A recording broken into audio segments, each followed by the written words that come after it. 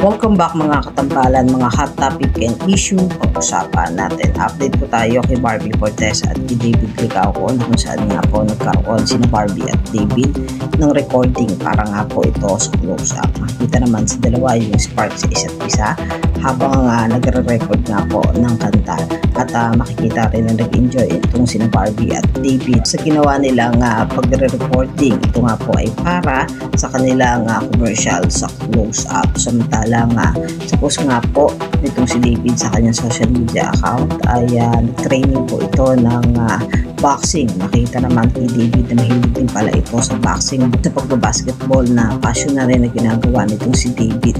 Makikita naman kay David yung husay nito sa pagtitraining ng boxing. Talaga naman lutang ang kagapuhan ng isang pambansang Ginoo.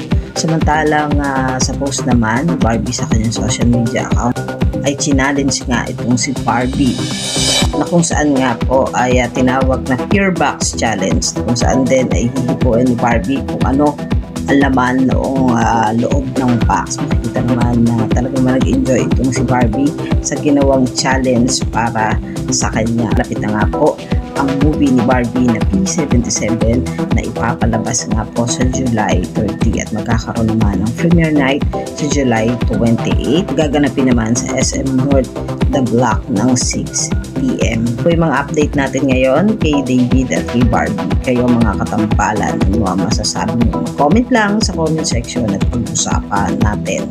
Yan ang mga hot topic and issue dito lamang sa Tambalang JA.